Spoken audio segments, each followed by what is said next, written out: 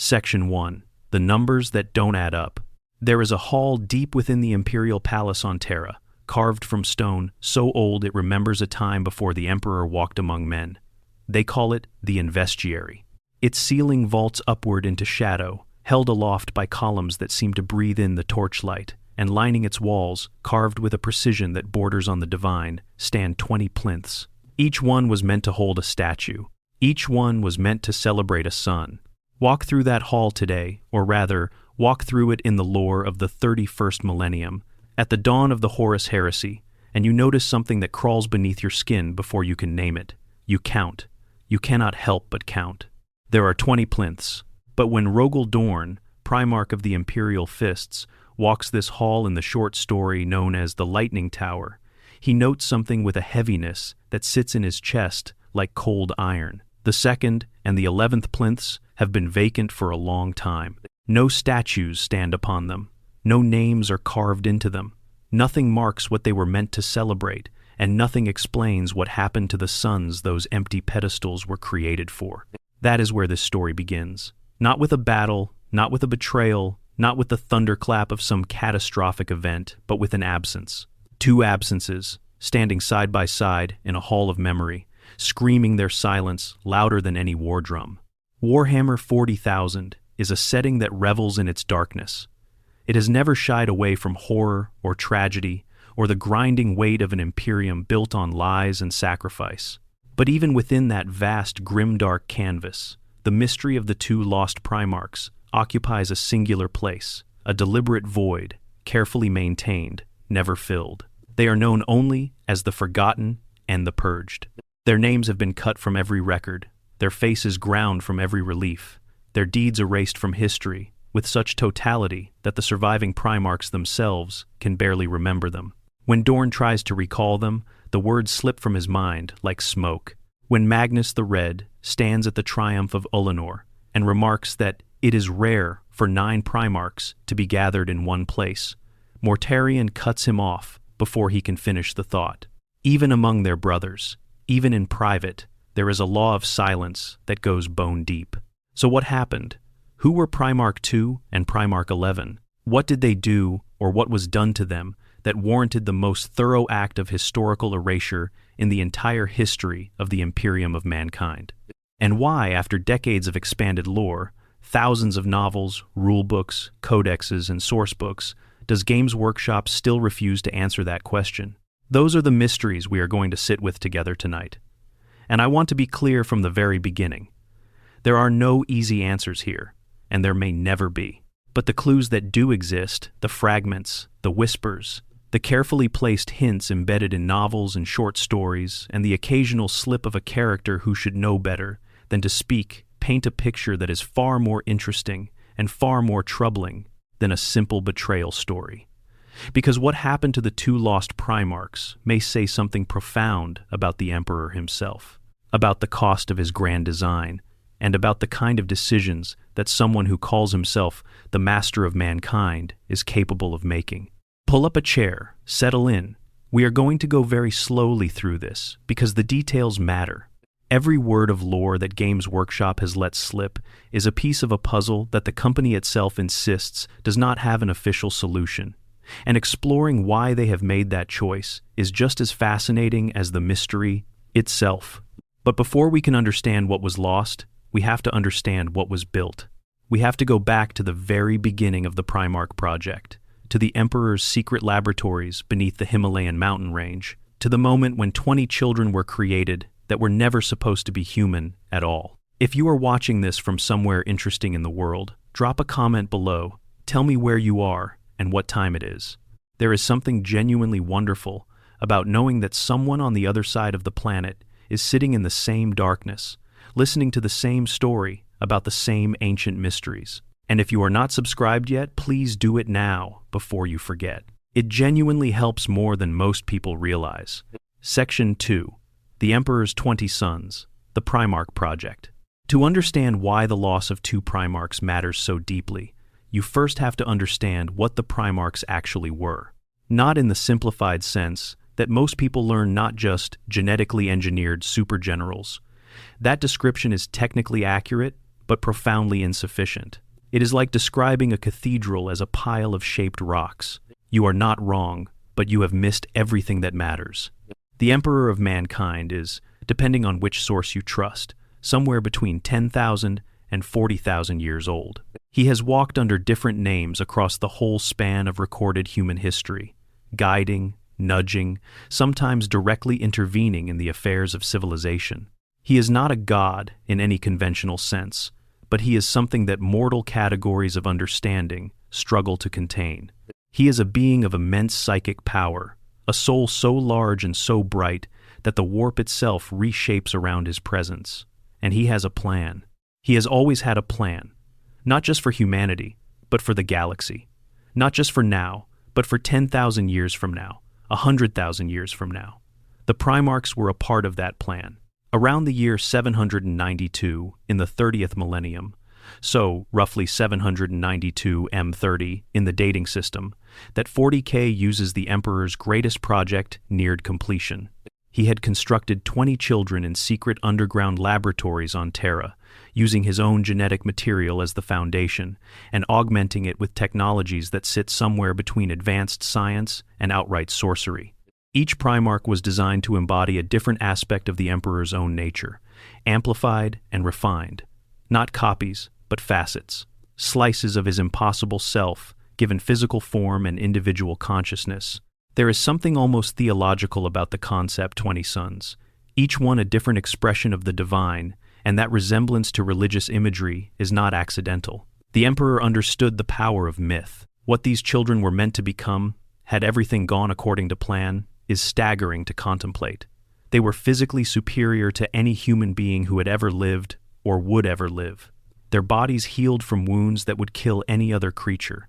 Their minds processed information faster than the most advanced computing systems of the age. Their presence on a battlefield was itself a weapon, the sheer force of their psychic presence, inspiring absolute devotion in their soldiers and terror in their enemies. They were designed to be immortal. They were designed to be incorruptible. They were designed to be everything the Emperor needed to conquer a galaxy and hold it. Then chaos intervened.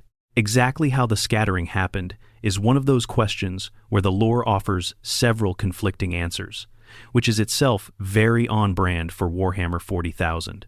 The traditional explanation is that the ruinous powers, the Chaos Gods, looking ahead across time and seeing the threat these children represented to their dominion, engineered a warp vortex that tore through the Emperor's laboratories and scattered all 20 gestation pods across the galaxy.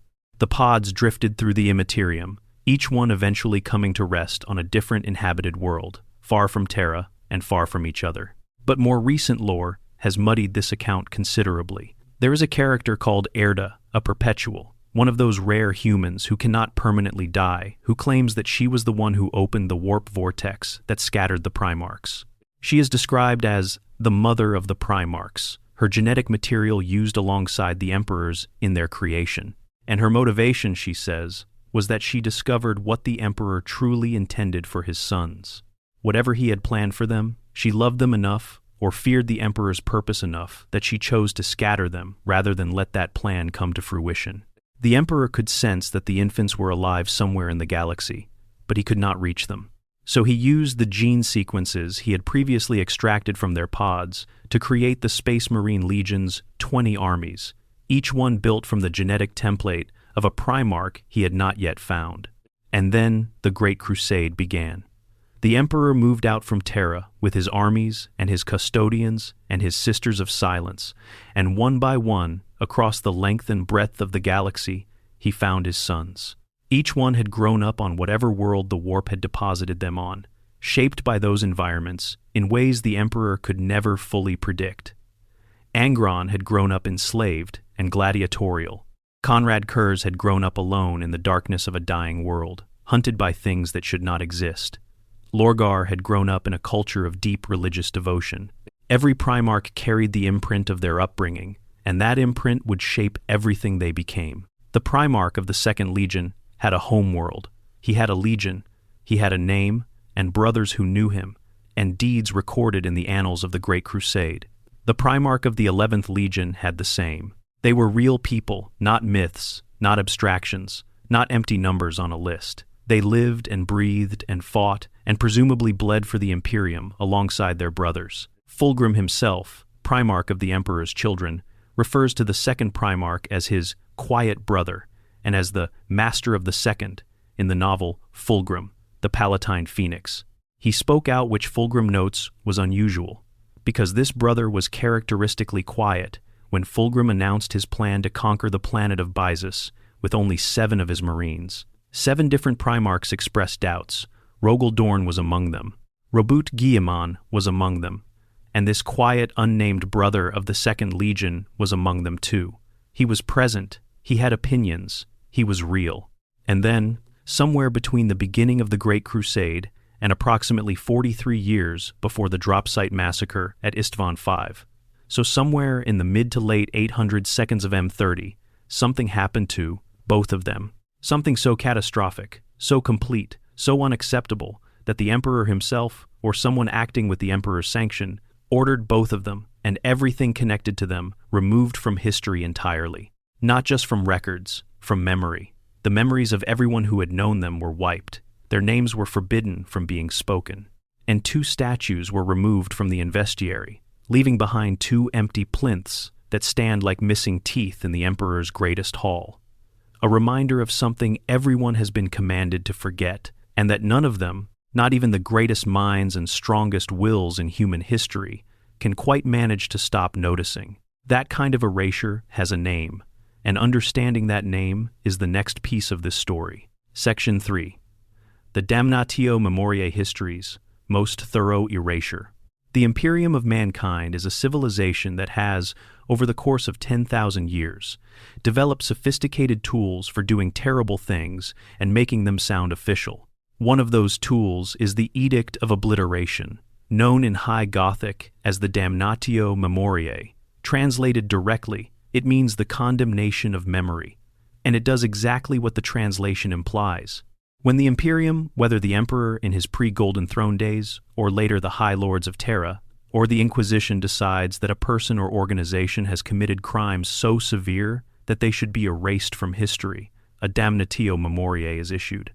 This is not simply a matter of destroying records, though it includes that. It means tracking down every statue, every portrait, every inscription, every memorial that bears the condemned name, and obliterating them. It means confiscating and destroying every text that mentions them.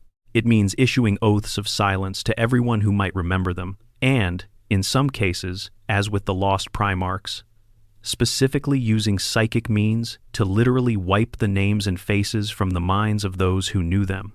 The complete and utter erasure of all records of the 2nd and 11th Legions is considered, by imperial historians who have pieced together enough of the picture to even know this gap exists, to be the most successful edict of obliteration ever carried out in the history of the Imperium. That is an extraordinary statement. The Imperium is 30,000 years old by the time of the 41st millennium. It has erased emperors, saints, entire planetary governments, chapters of space marines, and grand masters of inquisitorial conclaves. The Damnatio Memoriae has been applied many times to many subjects, and none of those erasures, not one, was as complete as what was done to the 2 lost Primarchs. Think about what that means. Primarchs were not private individuals. They commanded legions of space marines, numbering in the tens of thousands, sometimes hundreds of thousands. They gave speeches that were transcribed by remembrancers. They wrote orders that were filed in fleet archives. They corresponded with other Primarchs, with the Emperor, with planetary governors and generals and tech priests. Their victories were celebrated on 100 worlds. Their tactics were studied by commanders across the imperial military. Every world they liberated named streets after them, built monuments to their honor, kept records of the day the Great Crusade came, and brought them back into the fold of human civilization. Every single one of those things, on every single world, was found and destroyed. To accomplish that level of erasure across a galaxy-spanning empire requires something approaching total institutional commitment. It is not the work of one morning, or one year, or even one decade. It is an ongoing project, a continuous campaign of historical cleansing that must have required resources and coordination on a scale that borders on the incomprehensible. Somewhere in the administratum, generations of scribes have been employed, knowingly or unknowingly, in the project of keeping these two names from resurfacing, and they have succeeded, for the most part. In the 41st millennium, 10,000 years after the fact, even the most learned imperial scholars know only that the 2nd and 11th legions exist as entries in certain lists, always annotated with the same notation, all records expunged from the library. But here is the thing about erasing memory, that the Imperium, for all its power, cannot quite manage. The act of erasure leaves marks. You can grind away an inscription, but you cannot grind away the fact that stone was once there. You can destroy a statue, but you cannot remove the plinth it stood on. You can wipe a name from every record, but the space where that name used to be the grammatical gap, the missing chapter in a history that otherwise flows coherently, announces itself to anyone who looks closely enough. The damnatio memoriae, applied to the two lost Primarchs, is the most complete in imperial history. It is also, paradoxically, the most famous. Because the thing the Imperium could never quite erase is the knowledge that something was erased. The shape of the whole is visible, even when the whole itself is dark. And that shaped the outline of what is missing, traced from context and implication, and the occasional careless mention by a Primarch, who does not quite realize he is violating an oath of silence, tells us more than you might expect. Section 4. What we actually know, every canonical clue. This section is the heart of the whole mystery, and it requires patience, because we are going to move through every significant piece of canonical evidence that Games Workshop and Black Library have embedded in the lore. Some of it is explicit. Some of it is so subtle that you have to look twice before you recognize it for what it is. All of it is intentional. Let us start with the most viscerally striking piece of evidence, Rogal Dorn's memory. In the short story, The Chamber at the End of Memory, written by James Swallow and published as part of the anthology Scions of the Emperor, Dorn has a conversation with Malcador, the Sigillite, the Emperor's most trusted advisor, the man who knows more of the Emperor's secrets than perhaps anyone alive. The conversation drifts toward the subject of the lost Primarchs, and what Swallow does in this story is quietly devastating. Dorn realizes, in the middle of trying to remember his brothers, that he cannot. Not in the way you might forget something trivial, not the kind of memory lapse where a name is on the tip of your tongue. He realizes that the memories are simply not there. There is a space where they should be, a texture of absence that he can feel but cannot fill. He is not aware of the loss until the gap is pointed out to him, and then he cannot quite look away from it. This is one of the most important details in the entire canon of the Lost Primarchs. The memory wipe was not just applied to documents and records. It was applied to people, to the other Primarchs themselves. Whatever happened was considered so dangerous, so threatening to the stability of the project, to the Great Crusade, to the Imperium, to something that the Emperor saw fit to psychically scrub the names and faces of two of his own sons from the minds of the surviving 18. Dorn is a being of extraordinary willpower, a mind that has been engineered to resist corruption and confusion and psychic assault. And even he cannot remember their names. That is the level of effort that went into this erasure. That is the severity of whatever crime or tragedy triggered it. Moving to another piece of evidence, the novel False Gods by Graham McNeill, the second book in the Horus Heresy series. Horus is lying in a coma inside a Davenite temple after being wounded by the plague zombie Yugen Temba, and chaos sorcery sends him on a journey through visions and memories.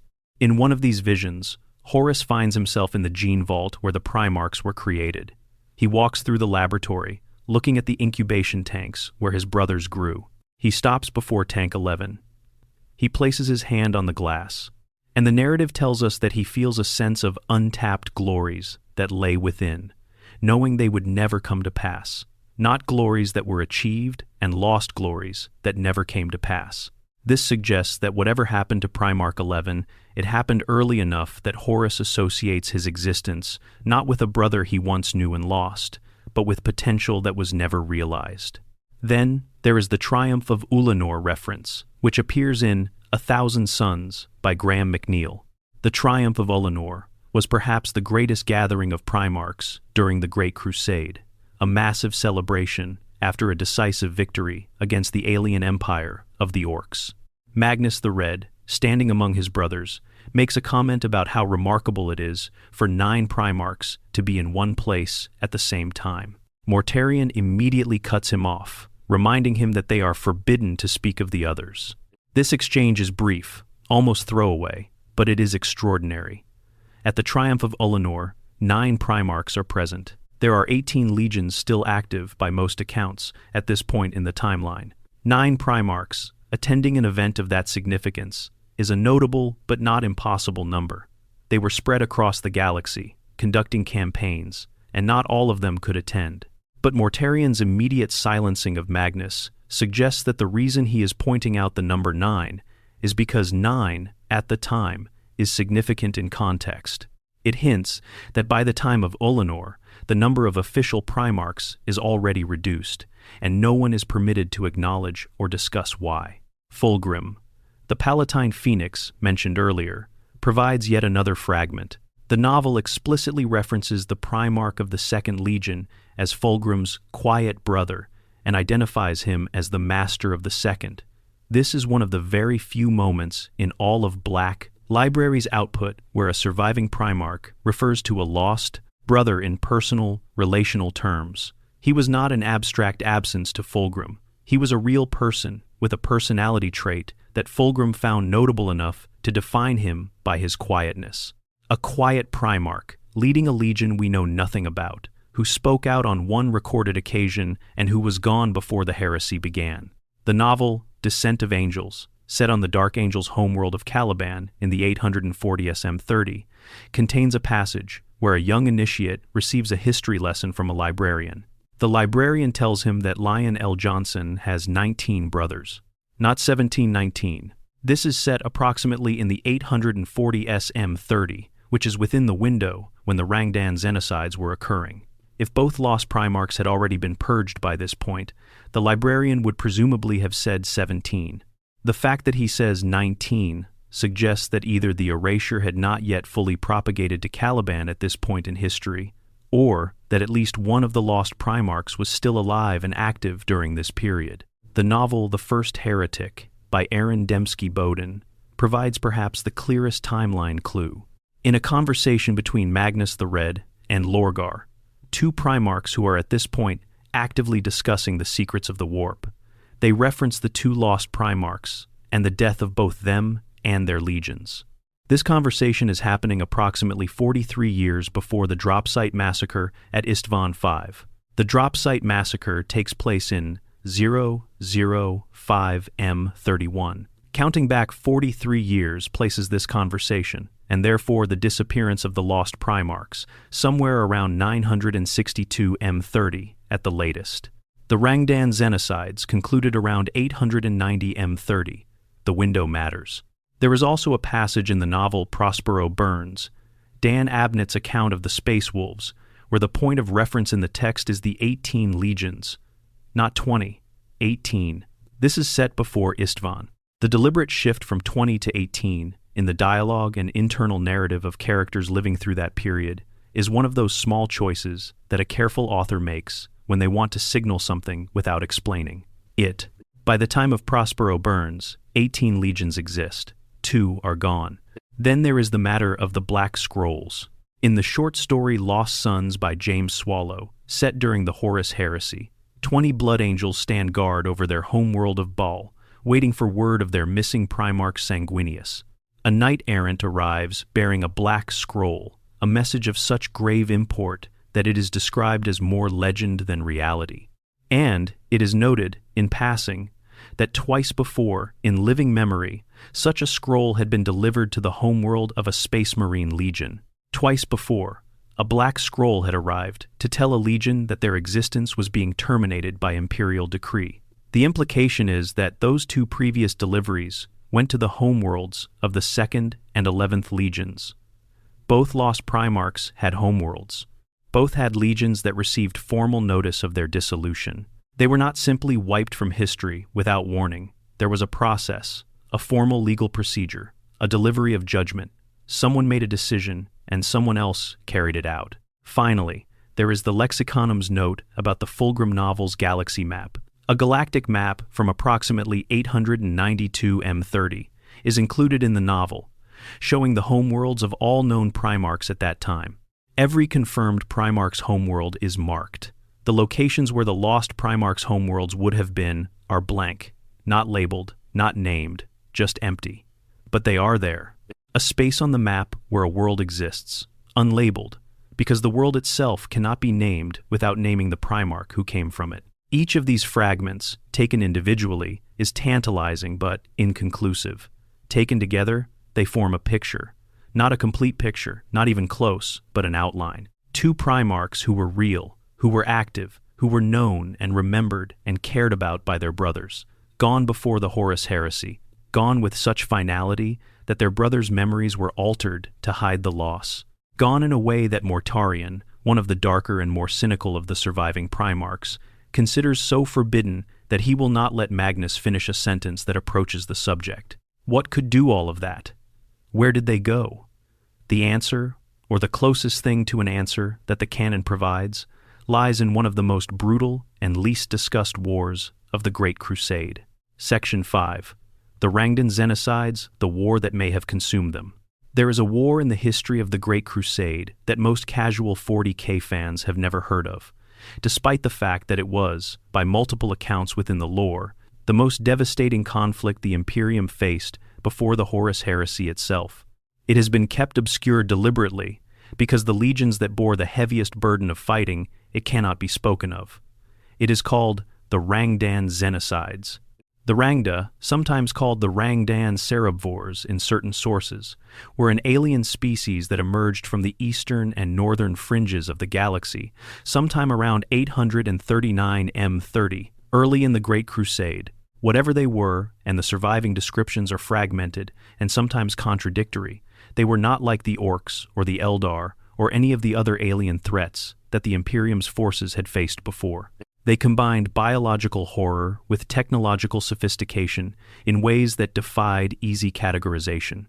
Whole expeditionary fleets that encountered them returned no survivors, none. Not a single distress beacon, not a single ship that limped back to tell what happened. Worlds that the Great Crusade had recently brought into compliance were simply found empty, not destroyed necessarily, just emptied of all human life, as if the people had been harvested. The losses the Imperium sustained during the Rangdan Genocides were described, across multiple sources, as comparable only to what would come during the Horus heresy. That is a staggering benchmark. The Horus heresy saw approximately half of all Space Marine legions fighting each other to near destruction. It saw Primarchs killing each other. It saw the siege of Terra itself, and the Rangdan Genocides, a campaign that most players have never heard of, is described in the same breath when measuring the scale of suffering. At the height of the conflict, the Imperium deployed resources on a scale that suggests genuine existential panic. Contingents from no fewer than 9 separate Space Marine legions became involved.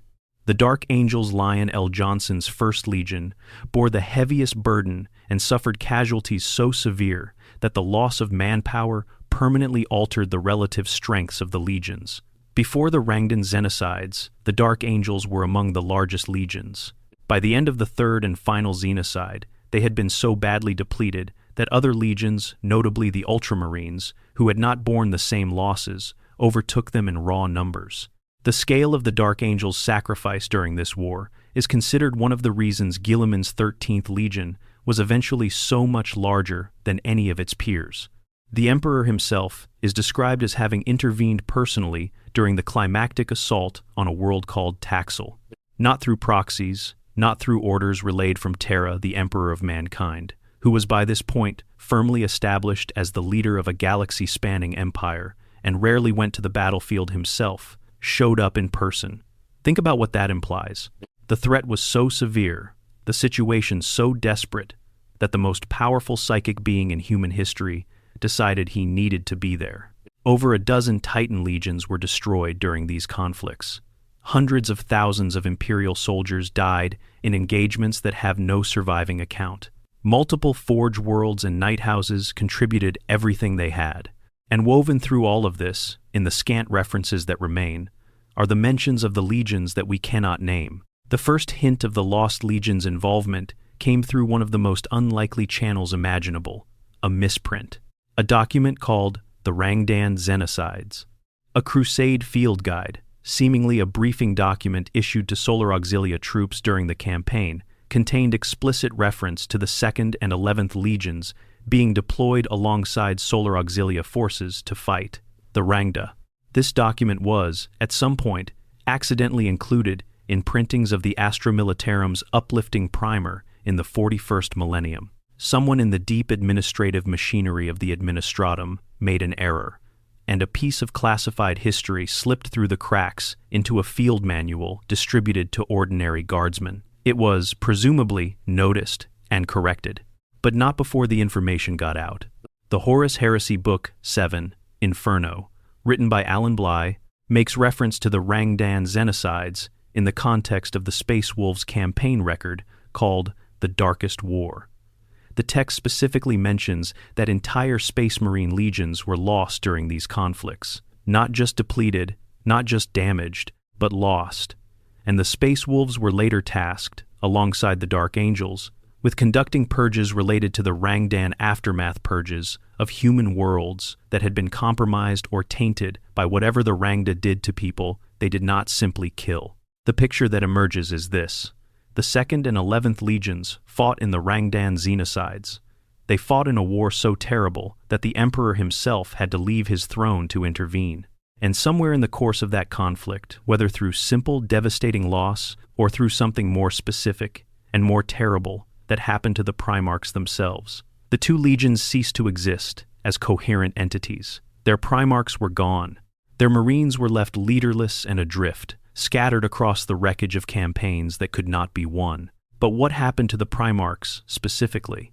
This is where the lore becomes tantalizing and frustrating in equal measure, because the Rangdan Genocides are themselves obscured precisely because of who fought in them. The legions that bore the heaviest cost cannot be named. The Primarchs who fell cannot be acknowledged. So, the war that likely consumed them has been documented only in the most partial and fragmentary way. A historical record with enormous gaps at precisely the points where the most important things happened. There is a possibility implied, but never stated, that what the Rangda did to their victims was not simply kill them. The purges that the Space Wolves and Dark Angels conducted after the wars were not described as mopping up surviving alien threats. They were described as purges of human worlds, tainted human worlds, worlds where what had been done to the human population had left them as something that could not be integrated back into the Imperium. What the Rangda did to people, it seems, was worse than killing them. And if a Primarch, a being of staggering psychic power, an entity designed to embody and project the Emperor's will, was subjected to whatever the Rangda did to their victims, the implications cascade in directions that begin to explain why their fate was so thoroughly hidden. A tainted Primarch would be a disaster, not just a tragedy, a disaster. The psychic link between a Primarch and his legion runs deep.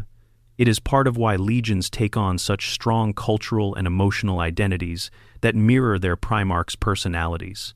If a Primarch was corrupted in some fundamental way by an alien influence so potent that entire planets full of people had to be purged to contain it, the effect on an entire Space Marine legion could be catastrophic. And if that contamination was of a nature that could not be easily identified or contained, the Imperium's only option might be exactly what appears to have happened: complete erasure.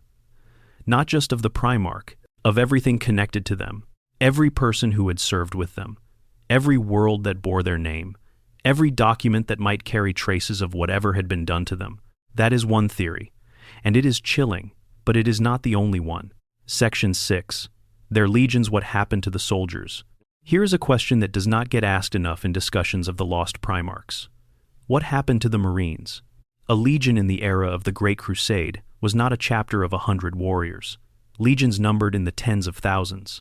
Some of the larger ones, by the time of the Horus Heresy, had swelled to over 100,000 active warriors. Even a smaller, less favored legion would have had perhaps 20 or 30,000 Space Marines in active service beings who had been transformed through the same lengthy and brutal process of genetic modification, surgery, and indoctrination that creates all Astartes who carried the gene seed of their Primarch in their own bodies and who had fought for the Imperium for years or decades. When the 2nd and 11th legions were dissolved, what became of their warriors? The answer, buried in a conversation that Malcador the Sigillite has with Rogel Dorn in the chamber at the end of Memory, is that Guilliman and Dorn argued for those warriors, argued for them before the Emperor, or before whatever council made the decision.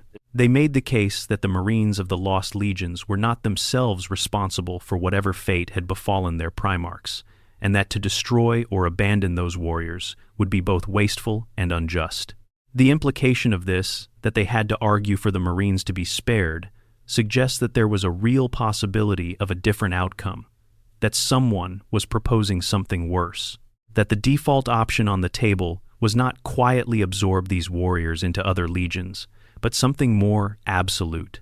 Malcador's response to Dorn's questions in that story confirms that whatever fate befell the lost Primarchs left their legion's Marines adrift and leaderless, implying the events that destroyed the Primarchs did not destroy their Marines along with them, at least not completely. Some survived. They were left without leadership, without purpose, without the psychic and emotional anchor that a Primarch provides to his legion. Space Marines without Primarchs are not simply soldiers without officers. The bond runs deeper than command hierarchy. There is something almost spiritual about the connection, a resonance between gene seed and the being who provided it, a shared identity that shapes every aspect of how a legion thinks and fights and sees itself. Without that anchor, the Marines of the Lost Legions would have been fundamentally disrupted in ways that went beyond the strategic. What is believed to have happened, though no source states this directly, and it must be clearly labeled as informed speculation, is that the surviving Marines were quietly absorbed into other legions. The Ultramarines are the most common candidate for this absorption, which would partly explain how Guilliman's 13th Legion grew so far beyond any of its peers in total numbers. The Imperial Fists are another candidate. Some theories suggest the Dark Angels absorbed elements of one legion and the Ultramarines absorbed the other. The gene seed of the Lost Legions was presumably also carefully managed, either destroyed entirely or folded into the gene lines of the legions that received the surviving warriors, or locked away in vaults where it could neither propagate nor contaminate. There is also the question of homeworlds. The short story Lost Sons by James Swallow tells us that the Lost Legions had homeworlds, real planets, named and located in the galactic map of the Great Crusade. Black scrolls were delivered to those homeworlds in the same manner that a black scroll was later delivered to Baal when the Blood Angels were feared lost. Those scrolls carried the formal declaration that the Legion was dissolved and its existence was officially ended. Presumably, those homeworlds still exist, somewhere in the galaxy of the 41st millennium. Whatever they are called now, if they are still inhabited, if they were ever reclaimed by the Imperium, they carry no indication of what they once were to the legions that came from them. The connection was severed at the root. One of the most hauntingly strange details in all of this is the reference in Lost Sons to it being the third such delivery. The third time a black scroll announcing a legion's dissolution had been carried to a planet. Twice before, in living memory of the Blood Angels sent to receive the scroll, such a message had been delivered. That sets the dissolution of both Lost Legions within the memory of Marines who were still active during the heresy, which narrows the timeline considerably. These events were not ancient history by the time of the Horus Heresy. They were recent enough that some of the Marines serving during the heresy had been alive when it happened, even if their memories of the specific details had been scrubbed. The erasure of the Marines was, in some ways, the most logistically difficult part of the whole operation. Gene seed is a physical substance. It exists in the bodies of every Space Marine ever recruited from a Lost Legion's gene line. Destroyed records and wiped memories do not remove gene seed. The question of what happened to the gene seed of the 2nd and 11th Legions is one that the lore has never directly answered, and the speculation around it opens some very interesting doors, particularly when it comes to a certain chapter of Space Marines whose origins remain officially unknown. Section 7. The Chamber at the End of Memory, Malcador's Burden. There is one piece of the canon that deserves more time than any summary can give it, and that is the Chamber at the End of Memory. The story is short. It fills only a handful of pages in the anthology Scions of the Emperor. But it is one of the most quietly devastating things Black Library has ever published about the lost Primarchs, and it deserves to be walked through carefully. The story is built around a work crew that is involved in the fortification of the Imperial Palace in the years before the Horus Heresy becomes public knowledge. They are doing maintenance in the deep levels of the palace, old levels, older than most of the current construction, levels that go back to the earliest days of the Emperor's reign on Terra. And they breach a door they should not have breached, into a section of the palace they were never meant to enter. And they see something. We are never told exactly what they see, only that it is something connected to the lost Primarchs, and that they are subsequently killed to contain the knowledge. Malcador, the Sigillite, becomes aware of the breach and of what the workers saw, and the story follows him as he reflects on what is kept behind that door, and what it costs to keep it. What makes the story so effective is not any dramatic revelation, there is none. Malcador does not speak the names. The story does not show us what is behind the door. Instead, it lingers on the weight of what Malcador carries, the knowledge of something that cannot be shared, the burden of being one of the very few people in the galaxy who still remembers what actually happened and why it had to be erased. He is not at peace with it. He is not comfortable with what was done, or with his own role in ensuring that it remains hidden. There is a moment in the story, and this is significant enough that it needs to be mentioned specifically, where the floor plan of the deep levels reveals that the original laboratory for the Primarch project was located in this area, the space where the 20 children were created and housed before they were scattered by chaos. Malcador passes by a massive door covered in symbols. A young initiate who accompanies him recognizes many of the symbols as belonging to various Space Marine legions, the Dark Angels, the Luna Wolves, the Alpha Legion, and others. But the initiate also notices 2 symbols that have been scratched out or worn away, such that they cannot be read. When he asks about them, Malcador brushes the question aside and says only that no one goes into that room anymore. The symbols on the door are, almost certainly, the icons of the 2nd and 11th Legions. Even in the deepest, oldest part of the Imperial Palace, even in a room that no one is permitted to enter, that has been sealed off from the rest of the palace, that not even the Emperor's own household staff are supposed to be near, the marks of the lost legions have been defaced, but not entirely removed. They were carved there in an earlier time, as part of the original laboratory design, and whatever was done to try to remove them has not been fully successful. The stone remembers. The building remembers, even if the people do not. Malcador knows what is in that room. Malcador knows what happened to the 2 lost Primarchs, and the story makes clear that this knowledge is a burden, not a triumph.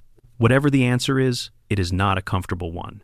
It is not the simple story of treachery and punishment that the term purged might suggest. If it were simply a matter of 2 Primarchs turning traitor and being executed for it, there would be no need for Malcador to carry any particular guilt. Traitors in the Imperium are not mourned, they are held up as examples. The fact that he carries this weight, and that the story frames his burden in terms of sorrow and regret rather than justice and resolution, suggests that whatever happened to the 2 lost Primarchs was not clean. It was not simple. It was one of those decisions where the only available options are different kinds of terrible, and you choose the least terrible one and carry it with you for the rest of your life. There is one more detail from the broader body of lore that connects to this theme, and it involves a name that is almost spoken and then swallowed. In The End and the Death, Dan Abnett's concluding trilogy for the Horus Heresy, there is a moment where Horus, in his final confrontation with Malcador, is on his knees before the Sigillite. He tries to speak. He gets as far as the syllables Mal and then something else. Mal. Before Malcador forces him into silence with what is described as a violent act of will, crushing Horus's windpipe to stop him speaking. Malcador's face is described as twisting into a vengeful rictus. He feels, the narrative tells us, the old familiar rage beginning to stir deep in his undying soul. The name Horus was trying to say may have been Malcador's own name, or it may have been something else, something beginning with the same syllables, a name that Malcador recognized, a name that triggered a reaction so visceral and so old that it is described as a familiar rage, meaning this is not the first time this particular wound has been touched. The word Malal has been proposed by theorists as the name Horus was reaching for a name that exists in very early, now retconned Warhammer lore as a fifth chaos god of contradiction and self-destruction. Whether Malal was involved in the fate of the lost Primarchs, whether one of them was connected to this concept, is speculation. But the fury in Malkador's reaction to those half-formed syllables is one of the most emotionally charged moments in the entire body of evidence, and it points to something deeper than bureaucratic erasure. Whatever happened to the two lost Primarchs, Malkador the Sigillite has not forgotten them. He cannot forget them, being what he is, and he has not made peace with it. Section 8. Every major fan theory, the full catalog. For as long as the mystery of the two lost Primarchs has existed, fans have been constructing theories to explain it. Some of these theories are careful and evidence-based, extrapolating from the canonical clues we have discussed. Others are more speculative, reaching for patterns in the lore that might not have been intentional. And a few are genuinely inspired, the kind of creative detective work that demonstrates why the Warhammer 40,000 fan community is one of the most engaged and intellectually active in gaming. Here are the major theories, laid out and examined honestly. Theory 1. Simple treachery. This is the most obvious interpretation of the available evidence, and it was the one that earlier editions of the game seemed to support.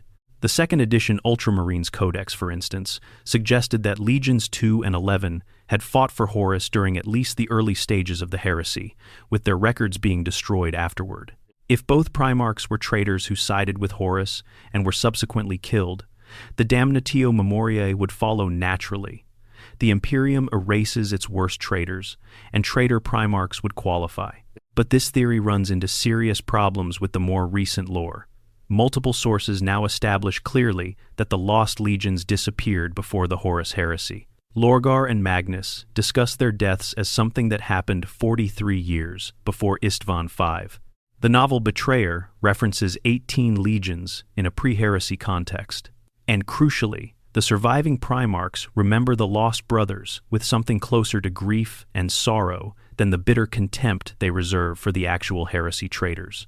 When Guilliman mentions the lost Primarchs in the 41st Millennium Dark Imperium novel by Guy Haley, he describes them as having failed, a word that carries a weight of tragedy rather than condemnation. You do not speak of someone who betrayed everything you stand for as having failed. That word implies something went wrong, something was lost, something might have been salvaged and wasn't. Failure is a different thing from treachery. And the Primarchs who remember the lost brothers, the ones whose memories of them were not completely erased, who preserved enough emotional context to have feelings about the matter, seem sad, not angry. Theory 2. Consumed and corrupted by the Rangda. This is probably the most consistent with the available evidence, and it connects the Rangdan Xenocides to the fate of both Primarchs in a way that explains the unusual completeness of the erasure. The Rangda, in what little we know of them, seem to have had the capacity to do something to humans that went beyond killing. The purges of human worlds that followed the Xenocides suggest a form of contamination, something that could not be cleansed with medicine or psychic intervention, but only with fire. If both Primarchs were exposed to whatever the Rangda did to their victims, and if that exposure began altering them in fundamental ways, corrupting their gene seed, affecting their psychic connection to their legions, making them dangerous in ways that the Imperium had no reliable way to contain, then the Emperor would have faced a decision of extraordinary cruelty. 2 of his sons, altered beyond recovery, 2 legions potentially contaminated through their gene seed link to those Primarchs. The options would have been limited, and all of them terrible.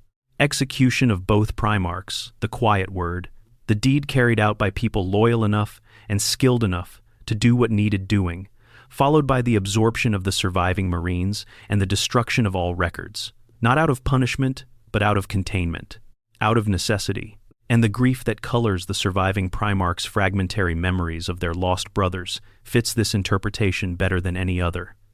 You do not rage against something that was taken from you by a disease. You grieve. Theory 3. The Emperor killed them.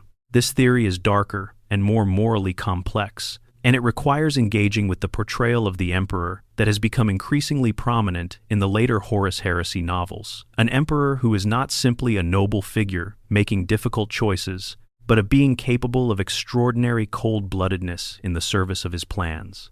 What if one or both of the lost Primarchs discovered something about the Emperor's true plans for humanity? Not just the broad strokes of the Great Crusade, but the deeper design, the Human Webway Project, the plan to make humanity psychically independent of the warp, the long-term agenda that the Emperor was pursuing with an urgency that suggests he saw some future threat that he was racing to prevent. The Emperor was, and is, a man of secrets. He kept the truth about chaos from his Primarchs. He pursued his Webway project in secret. He made decisions that affected billions of lives without consultation or explanation. What if a Primarch stumbled onto something they were not supposed to know? What if that Primarch was not amenable to being quietly redirected, or having their memories altered, or being convinced to stay silent? The Emperor is a telepath of unimaginable power. He had already demonstrated, across 10,000 years of covert guidance of human civilization, that he was capable of manipulation on a vast scale. But a Primarch is not an ordinary human. They are designed, in part, as psychological and physical peers of the Emperor beings, whose will is strong enough to serve as generals rather than subordinates. Overriding a Primarch psychically would be difficult even for the Emperor, and might leave scars that would eventually surface. If a Primarch could not be controlled, and could not be allowed to expose what they knew, execution might have been the only option. And if that execution needed to be permanent and unambiguous, erasing all record of them afterward would be the logical next step, both to hide the evidence of what happened and to deny any other Primarch the information that the dead brother had possessed. This theory is the most troubling to contemplate, because it implies a level of culpability in the Emperor's actions that some fans find uncomfortable. But it is consistent with the lore's increasing willingness to portray the Emperor as morally complex rather than straightforwardly noble. Guilliman himself, in Dark Imperium, reflects bitterly on the Emperor's capacity for deception and asks whether his solutions always had to be built on lies. The Emperor who could allow Prospero to burn, who could leave Lorgar's world in ruins as a lesson, who could keep the truth about chaos from all of his sons, that Emperor is capable of deciding that 2 of his sons needed to die and that no one else needed to know why. Theory 4. They were mercy-killed after suffering. This is perhaps the most emotionally resonant theory, and it connects back to the Rangdan Xenocide's interpretation while adding a more human dimension. What if the lost Primarchs were not killed because they were dangerous, but because they were suffering? The Rangda's influence, as applied to humans, seems to have been capable of something worse than death. What if one or both Primarchs survived an encounter with the Rangda, but not intact? Not in any way that left them as functional beings capable of living a life or carrying out a purpose? What if they were left in a state that was not death, but was not livable, something that required mercy rather than containment? The erasure, under this theory, would be not so much about hiding a threat as about dignity, about giving the Primarchs the only gift that could be given to them, which was to ensure that no one would remember them as they were at the end. To allow the memory of them to be one of capability and potential, rather than whatever they became after the Rangda were done with them. The grief in the surviving Primarchs' fragmentary emotional memories would then be genuine mourning, the sorrow of brothers who remember not the reason for the loss, but the texture of it, that particular ache that comes from loss, that cannot be explained because the explanation itself was taken away. Theory 5. They became something else. This is the most speculative theory, and it exists largely at the fringes of fan speculation rather than being seriously supported by the canon. But it is interesting enough to mention. What if the lost Primarchs did not simply die or get executed? What if whatever happened to them transformed them into something that still exists in the galaxy, that is still present in some form, unrecognized for what it is? The most discussed version of this theory involves the possibility that one of the lost Primarchs is somehow connected to the Emperor himself, that in a moment of desperate necessity, a Primarch was in some way incorporated into the Emperor's own psychic structure, their soul merged with his rather than allowed to go to wherever Primarchs go when they die. This would explain the extraordinary completeness of their erasure, because the Emperor could not allow his sons to know that such a thing was possible, or what it implied about his own nature and his own plans for them. This is not supported by any direct evidence, but it connects to a broader theme in the setting. the Emperor's use of sacrifice, his willingness to burn things he loves in pursuit of his goals, and the question of what the Golden Throne actually does to the soul interred within it. Section 9. The Blood Ravens, the Unknown Gene Seed, and Other Loose Threads. No conversation about the two lost Primarchs is complete without addressing the most famous, indirect consequence of their existence, the Blood Ravens chapter of Space Marines, and the question of whether their mysterious gene seed connects them to one of the missing legions. The Blood Ravens are a chapter with an unusual profile. They were created for the Dawn of War series of video games by Relic Entertainment, and they have since been incorporated into official Warhammer 40,000 lore as a chapter of legend, a chapter that actually appears in official source materials, despite its video game origins. And the more lore that has been written about them, the deeper the mystery at their heart becomes. The Blood Ravens do not know who their Primarch was. More specifically, they know that they do not know. They are aware that their origins have been obscured, that the records of their founding have been destroyed or hidden, that something in their past has been deliberately buried. They call this event the unfounding. The chapter knows it happened. The chapter knows the knowledge of their origins was erased by someone who had the power and the motive to do so. They just do not know what those origins were. Their gene seed is unusual. They produce a far higher proportion of psychers than any other chapter, which suggests their gene seed has some unusual property that favors psychic development. Their culture is defined by obsessive pursuit of knowledge and the collection of artifacts and lore, a trait that their in-universe lore explicitly connects to a chapter-wide compulsion to understand their own origins. Their battle cry, their iconography, and their spiritual practices all circle around a void at the center of their identity: the unknown Primarch, the absent father. In Dawn of War 2, during banter between Blood Ravens Marines, one of them mentions that their captain Davian Toole once discovered recordings on a planet called Cronus that related to the chapter's founding. He viewed them. He destroyed them immediately afterward. He never told anyone what they contained, and he was, by all accounts, never quite the same afterward, grimmer, more distant, carrying something he was unable to put down. The Blood Ravens' unusual psychic profile has led many fans to argue that their gene seed derives from Magnus the Red, that the Blood Ravens are secretly a successor chapter to the Thousand Sons, founded from surviving loyal members of that legion after the burning of Prospero. The connection is suggestive. Magnus's gene seed famously predisposes its carriers to psychic ability, and the Thousand Sons had the highest concentration of psychers of any legion. The Blood Ravens' librarians are extraordinarily powerful and numerous by any standard. But there is a competing theory that connects the Blood Ravens directly to one of the lost Primarchs. Under this interpretation, whatever Primarch fathered the Blood Ravens did something or had something done to them that required their chapter to hide its origins. The chapter's gene seed was not simply moved quietly into the post-heresy chapter structure. It was hidden, its provenance disguised, its Marines instructed through layers of institutional amnesia to understand themselves as having unknown origins. The difference between this and the Thousand Sons theory is the motive.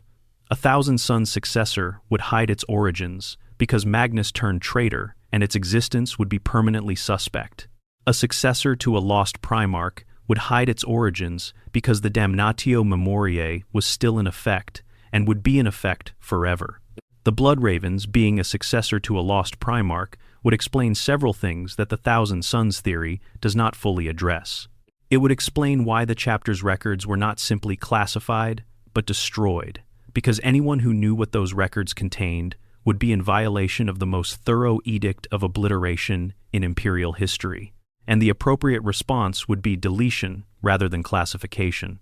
It would explain why the Inquisition's records on the Blood Ravens are equally absent, because the Inquisition would be party to the secret, maintaining the silence as part of the broader ongoing project of keeping the lost legions buried. And it would explain why the chapter itself seems to sense that its missing history is connected to something bigger than ordinary chapter politics.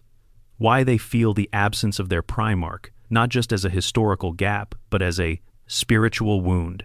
There is also a tantalizing piece of lore noted in the Blood Ravens official wiki entry. Records relating to the Blood Ravens were discovered on Eldar knowledge worlds, hidden within the Eye of Terror, guarded by Harlequins. If their origins were standard, if they were simply a successor chapter to one of the 18 recognized legions, there would be no particular reason for Eldar to be involved in maintaining their history. The Harlequins guard things that have cosmic significance.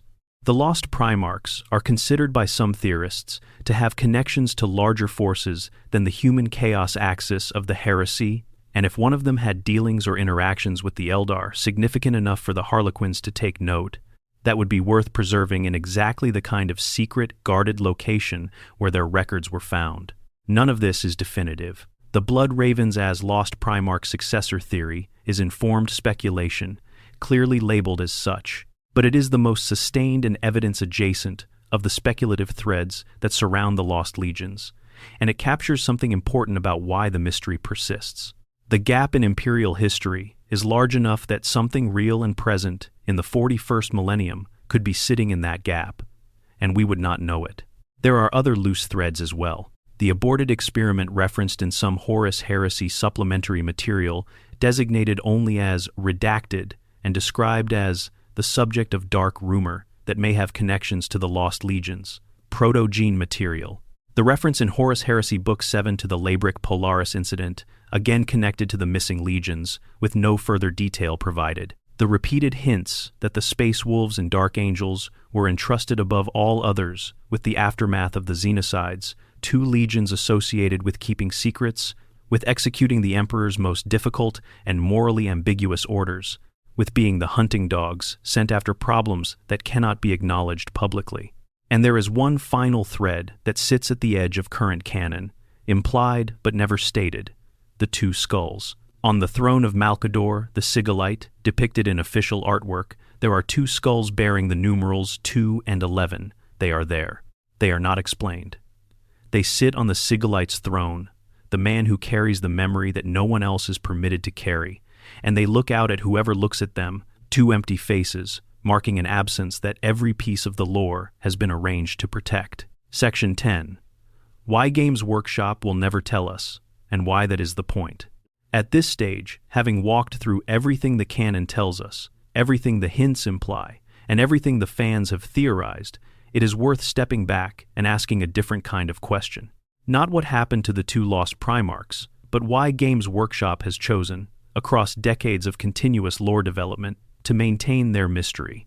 This is a company that has answered almost every other major question it ever left open. Primarchs, who were once mythological abstractions, have become fully developed characters with detailed backstories, complex personalities, and ongoing narrative roles.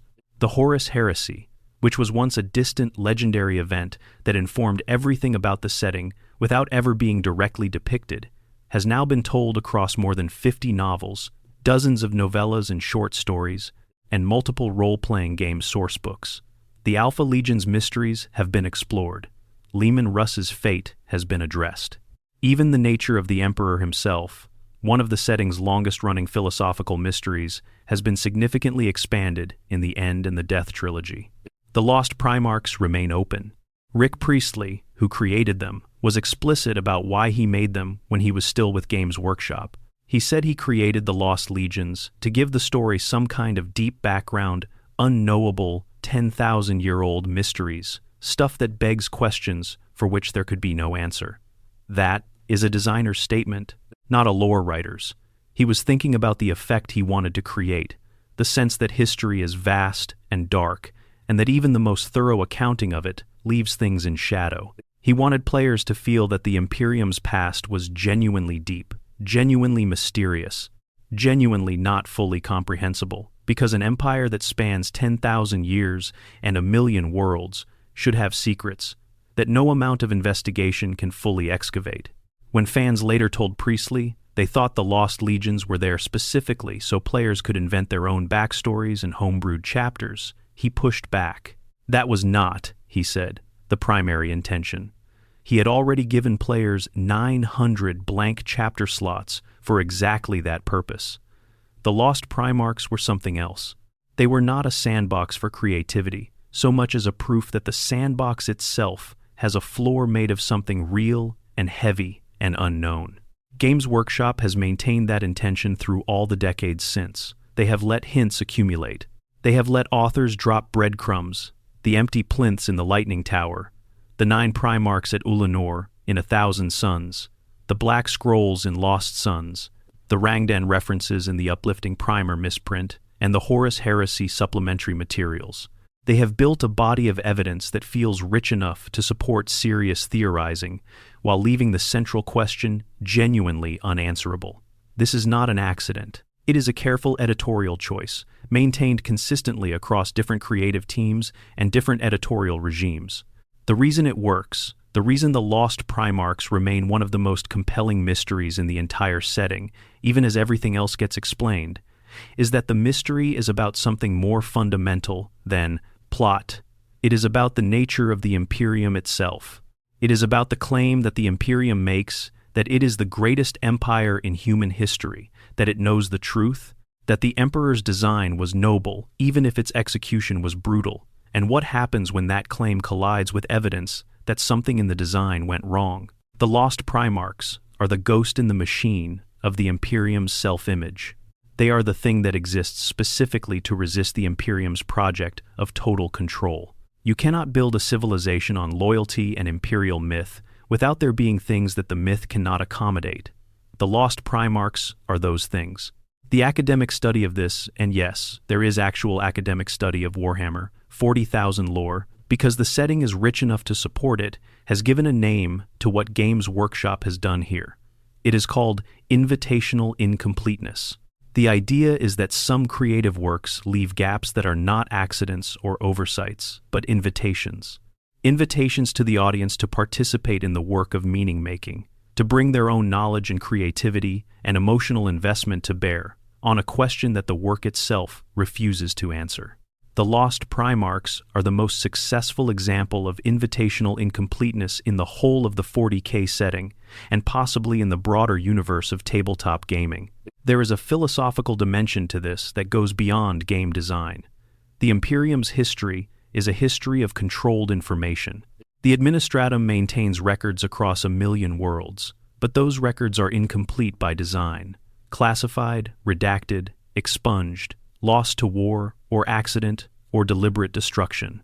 The official version of history in the 41st millennium is not the true version. It is the version that serves the interests of the institutions doing the telling. This is not unique to Warhammer. It is a description of how history actually works in the real world, where archives are shaped by power and perspective, and the simple fact that not everything gets preserved. The Lost Primarchs embody this truth about history in a way that an official explanation would undermine. If Games Workshop eventually published the definitive answer, if they told us exactly who the Lost Primarchs were, exactly what they did, exactly why they were erased, the mystery would become a solved puzzle. Interesting, perhaps, but no longer a living question. No longer an invitation. The mystery matters because it trusts the audience.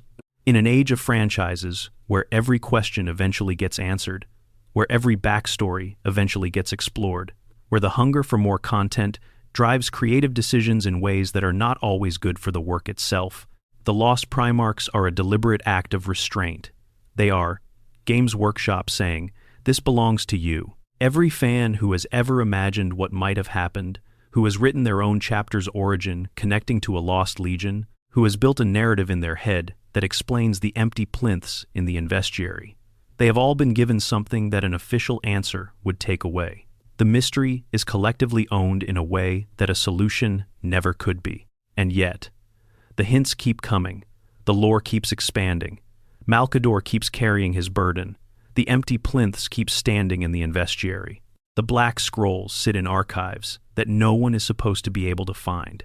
And somewhere in the warp, or in the 41st millennium, or in whatever dreams the Emperor has while he sits on his golden throne, keeping the warp at bay, the names that cannot be spoken exist in a space between knowing and forgetting, real enough to haunt everything that came after them, elusive enough to remain permanently just beyond reach. There is something almost comforting about that, in the grimest possible way. In a setting defined by the certainty that everything ends and nothing is saved, and the darkness between the stars is full of things that want you dead, the Lost Primarchs are a reminder that mystery can survive, that some things resist the Imperium's project of total control, that the history of the galaxy is bigger than any institution's capacity to manage it. The two lost Primarchs were real. They were sons of the Emperor, designed and born and raised and sent into war just like all their brothers. They had names that 20,000 years of institutional effort have not been able to completely erase from the fabric of reality, only from the accessible record. They had legions of men who followed them and swore oaths to them and carried their gene seed in their bodies. They had homeworlds. They had victories. They had personalities. One was quiet, notably so, quiet enough that it was worth remarking upon when he spoke. They had a place in the story that was large enough to leave a shape when it was removed. Whatever happened to them, whether they were consumed by an alien war and its aftermath, executed by a father with impossible decisions to make, corrupted beyond recovery, or transformed into something that still walks the galaxy unrecognized, they mattered. They mattered enough that the entire weight of the greatest human empire in history was thrown at the project of making sure no one would ever know they mattered. And they mattered enough that all of that effort, all of that erasure, all of those oaths of silence and wiped memories and destroyed records was not quite enough. The second plinth is still empty in the investiary. The 11th plinth beside it is still empty too. And every person who walks past them and notices the gap, every reader, every player, every lore enthusiast who stops and counts and feels the wrongness of it, is participating in an act of remembrance that the Imperium of mankind has spent millennia trying to prevent. Remember what was lost, even if you cannot name it. Final reflection, the shape of what is missing. Every mystery has two dimensions. There is the question of what actually happened, and there is the question of what the mystery itself means, what it says about the world that produced it. The lost Primarchs exist at the intersection of both. In universe, they are the most successful erasure in Imperial history. Two sons of the Emperor, two legions of warriors, two chapters of history, all collapsed into silence and absence by the decree of powers that could not afford for the truth to be known. Out of universe, they are the most successful exercise of narrative restraint that Games Workshop has ever managed. A deliberate gap in a setting that otherwise tells you everything, maintained across decades through careful, disciplined, collaborative creative work. Both dimensions matter. Both are worth sitting with. The lore we have examined tonight tells us more than it might appear to at first glance. It tells us that the lost Primarchs were remembered with grief, not contempt, that their fate was connected to a war so terrible it has been largely hidden from the historical record, that their legions Marines were argued for and saved, at least in part, by brothers who understood that the soldiers were not responsible for what happened to their leaders, that Malcador, the Sigillite, one of the wisest and most morally serious individuals in the entire setting, carries the weight of knowing what happened and has not made peace with it, that even the other Primarchs' own memories were altered to protect a secret so dangerous it could not be safely housed in the most powerful minds the Emperor ever created. That is a picture of something enormous, something that reverberates, something that the Imperium has been managing the consequences of for 10,000 years, without being able to directly acknowledge what it is managing. And that is all we know, all we can know, for now. The rest lives in the space between the lines of the books that Black Library has produced, in the conversations that the Primarchs do not have, in the archives that the Administratum maintains, with gaps where certain records should be, in the empty places on a map where homeworlds sit unnamed, in the memories that were taken away from beings designed to be among the most capable and resilient in human history. The lost Primarchs are the Imperium's truest secret, not because of what they did, but because of what was done to protect the knowledge of what they did. An empire that would go to those lengths, that would wipe the memories of its own greatest heroes, erase the names of its own sons, and maintain that erasure with fanatical dedication across 10,000 years, is an empire that has something very important to hide. We may never know what it is. And that is, perhaps, exactly as it should be. If you made it all the way here, you are the kind of person this channel exists for. Thank you for spending this time with one of the deepest and most genuinely unanswerable mysteries in all of Warhammer 40,000. If this sparked any theories of your own, if you have a take on what the lost Primarchs were, what they did, what connected them to the Rangdan Xenocides or to the Emperor's secret plans, or to any of the other threads we pulled on tonight, put it in the comments. I read everything. I mean that. And if you are not subscribed yet, now would be the time. There is a lot more of this kind of deep, patient exploration of 40K lore ahead, and you do not want to miss it. The Imperium endures, the mystery remains. And somewhere in the deep halls of the Imperial Palace, 2 plinths stand empty, and the darkness around them is filled with questions that 10,000 years of silence has not been able to answer. Until next time, expanded section. The geography of forgetting a closer reading of the clues. Let us go back to the evidence and spend more time with it than the overview allowed. Because there is a difference between knowing that a clue exists and really feeling the weight of it, and that weight is what makes this mystery so enduring. Start with the Investory itself. The Hall of Primarch statues is not a sentimental flourish in the setting. It is a deliberate statement of imperial ideology. Every statue there represents the Emperor's vision, a sun, a legion, a facet of the divine design. The hall was built to inspire.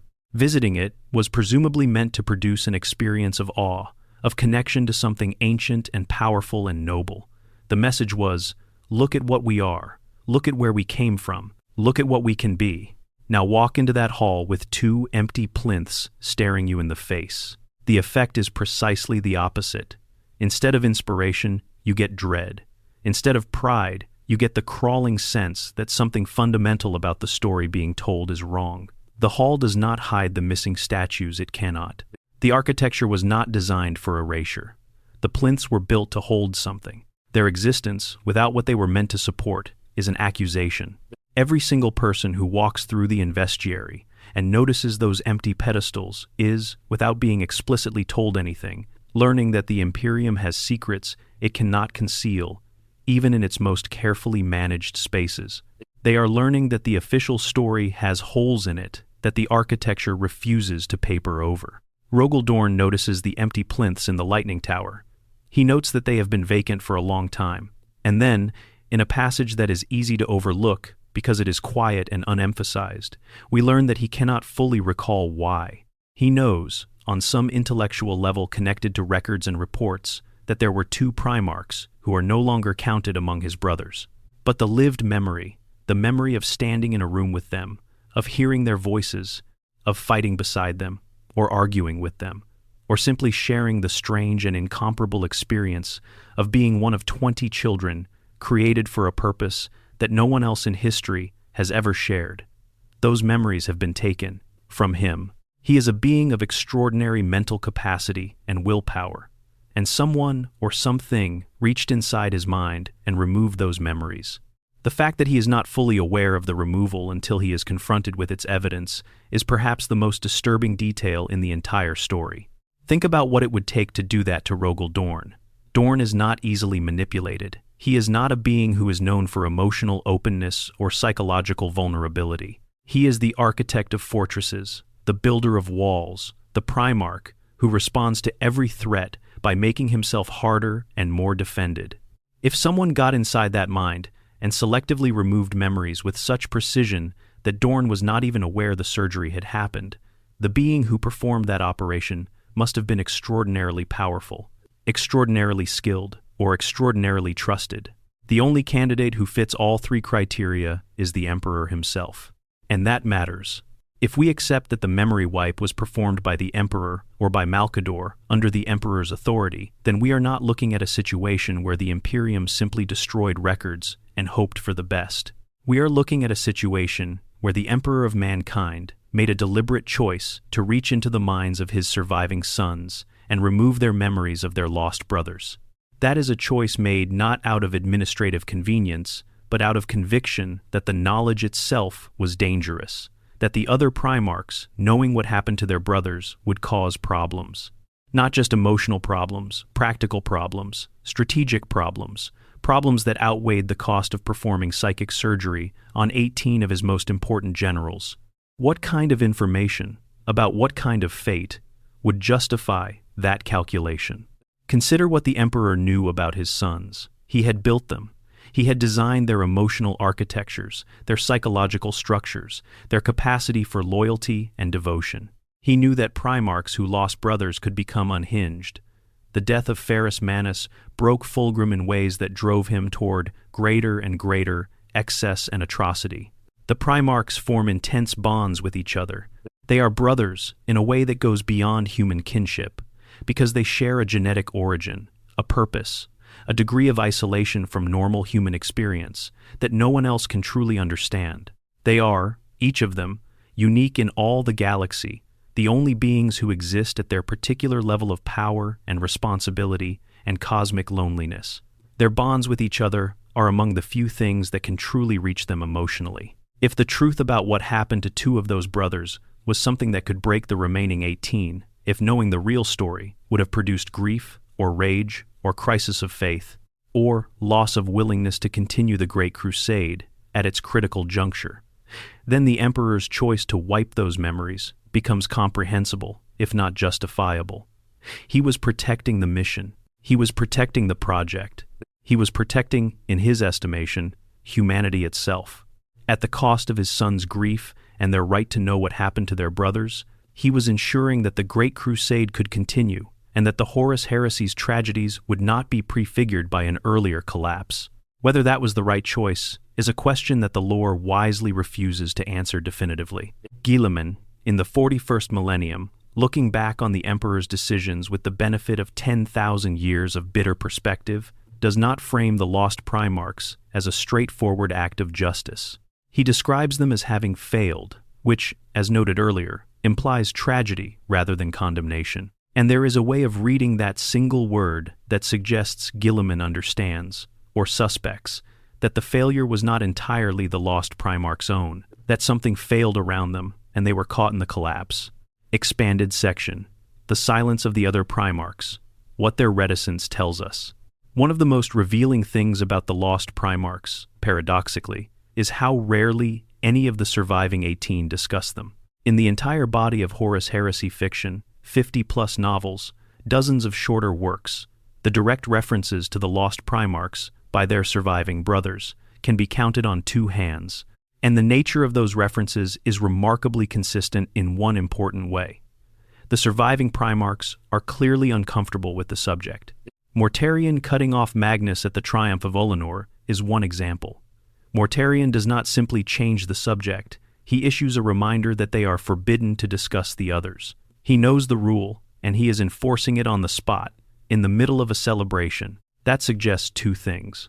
First, that the oath of silence was strong enough that even Mortarion, who was already beginning his private drift toward chaos at this point and had little respect for imperial regulations he found inconvenient, considered it binding. And second, that Magnus needed the reminder, which suggests Magnus had not quite internalized the prohibition in the same way his brothers had. Or perhaps Magnus, with his prophetic gifts and his obsessive curiosity about hidden knowledge, had pieced together enough of the truth that the prohibition against speaking of it felt particularly chafing. Consider Magnus's situation for a moment. He is a psyker of extraordinary power, the most gifted telepath among the Primarchs, a being whose sight can pierce the walls of time and the veil of the warp. He has, by the time of the heresy, been shown visions by chaos entities that revealed things about the Emperor's plans that no loyal Primarch was meant to know. If any of the surviving Primarchs had access to knowledge about what happened to the lost brothers, it would be Magnus. And his willingness to approach the subject at Olenor, however briefly, however casually, suggests that the knowledge sat differently in him than in the others. Less like a removed memory, and more like a classified file that he had found a way to access, that he knew he should not have, and that he occasionally slipped toward referencing before catching himself. Fulgrim's reference to his quiet brother in the Palatine Phoenix is also worth dwelling on. Fulgrim is not someone who lacks the social intelligence to know when he is approaching forbidden territory. He is among the most socially sophisticated of the Primarchs, a perfectionist, intensely aware of how he is perceived, skilled at navigating interpersonal dynamics with grace and calculation. When Fulgrim references the second Primarch, in casual conversation defining him by his characteristic quietness, calling him by his relationship title rather than his name, there are a few possible interpretations. One is that Fulgrim is being deliberately careless, approaching the boundary of the prohibition without quite crossing it as a form of mild provocation, a personality test of whoever is present. Another is that the prohibition is not absolute for the Primarchs in private company, and references of this kind, personal, relational, carefully not naming, are permissible in ways that explicit naming is not. A third is that Fulgrim, like Magnus, retained slightly more of the original memories than the Emperor's wipe was able to remove, and occasionally lets those fragments surface without quite realizing he is doing so. The third interpretation is, in some ways, the most chilling. It suggests that the memory wipe performed on the Primarchs was imperfect, that fragments survived, that somewhere in the minds of the surviving 18, wherever they are now, whether alive or dead or transformed or sleeping in distant wildernesses, waiting for some cosmic event to call them back, there are shards of memory that should not exist, incomplete images and impressions and emotional textures connected to two people whose names cannot be recovered, dreams, perhaps. Moments of inexplicable sorrow when looking at the number on a weapon mount or a legion designation. A feeling of absence in a particular kind of company, the way a room feels wrong when someone who should be there is not. There is also the question of Lorgar. The word-bearer Primarch's conversation with Magnus in the First Heretic, referencing the lost Primarchs and their fate, is one of the most direct canonical discussions of the subject.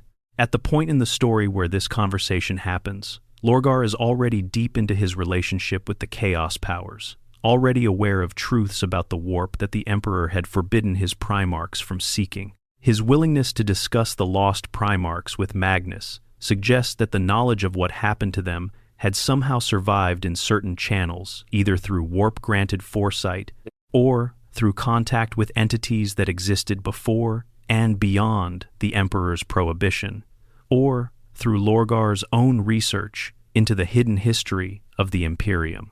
Lorgar's tone in this conversation is described as matter-of-fact rather than anguished, which distinguishes his relationship to this knowledge from Dorn's stumbling grief or Magnus's carefully suppressed curiosity.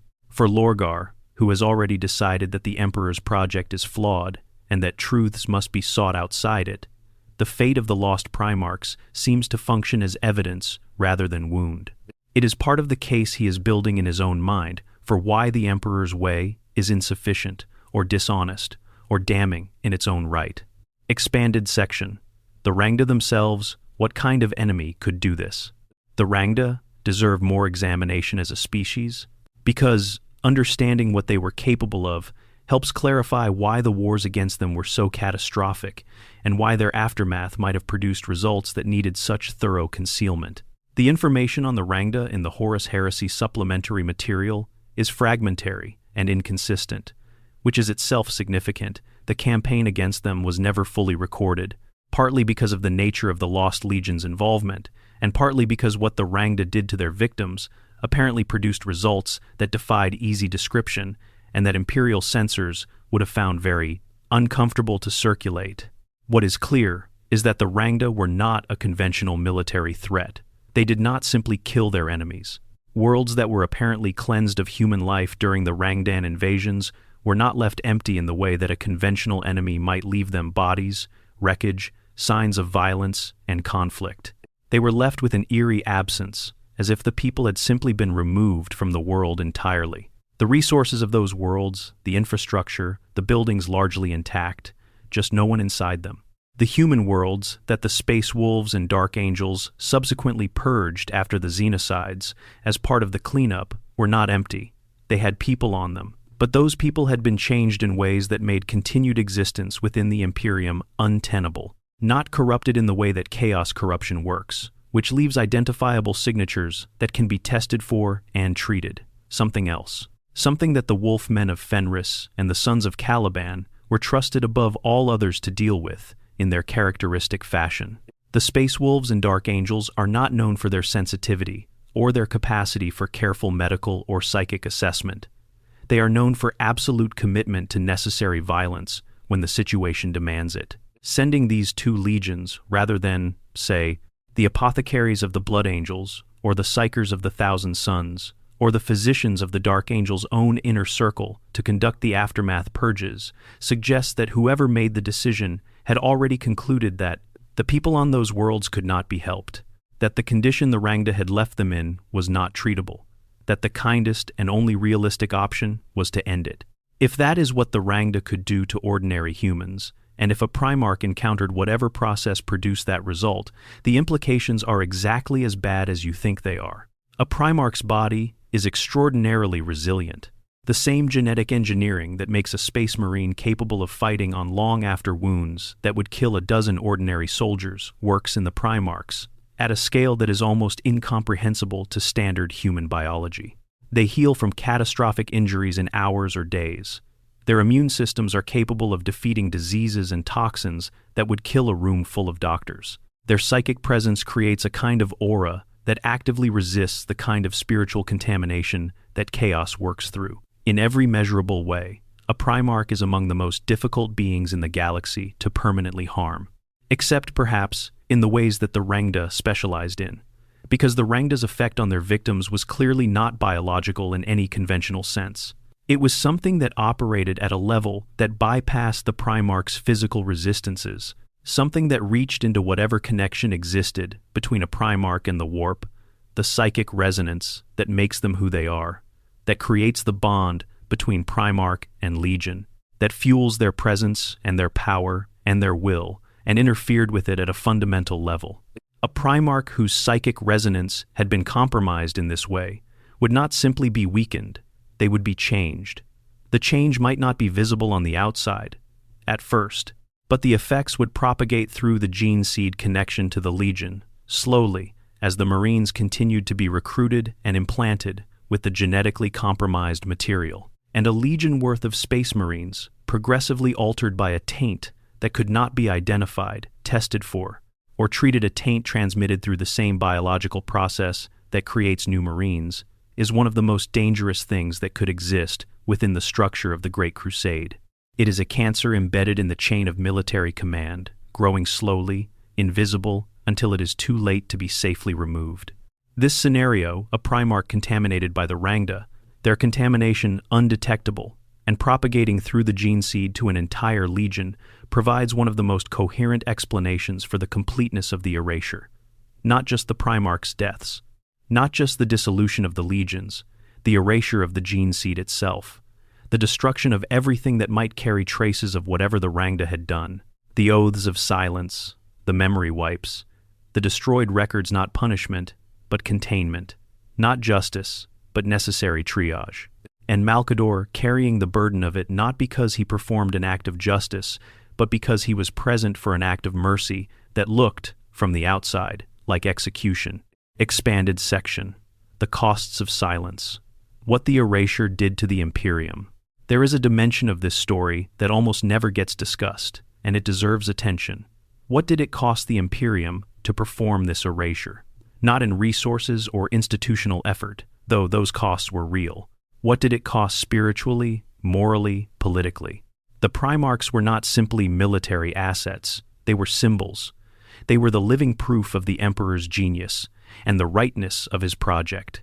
Every time a Primarch led a successful campaign, every time a Primarch visited a newly compliant world and stood before its people as an example of what humanity could become, the ideological argument for the Great Crusade was reinforced. The Primarchs collectively constituted the most powerful persuasion tool in the Imperium's arsenal, more convincing than any speech, more compelling than any propaganda, more absolute than any demonstration of military force. Losing two of them was not merely a military setback, it was an ideological crisis. The Emperor had created 20 sons, 2 were gone. The project of 20 had become the project of 18, and the fact of that reduction, the fact that 2 of the most powerful beings the Emperor had ever created had been consumed or destroyed or required execution, was evidence that the design was not perfect, that the Emperor's plan, whatever it was, had not anticipated or been able to prevent this particular failure. In the context of the Great Crusade, which depended for its legitimacy on the idea that the Emperor's vision was correct and that humanity, under his leadership, was moving inevitably towards something better, the loss of 2 Primarchs was a threat to the entire enterprise. Not because the military capability was irreplaceable, 18 legions were more than adequate to complete the crusade, but because the story of the crusade required those 20 sons to be triumphant, required the emperor's design to have worked, required the future to vindicate the terrible costs of the present. The decision to erase rather than acknowledge the losses was, in this sense, an institutional survival decision as much as a security decision. The emperor chose to protect the legitimacy of the project at the cost of honesty with his remaining sons. He chose to lie, or at least to suppress the truth, rather than allow the reality of what had happened, to undermine the confidence of the Primarchs and the legions who served them.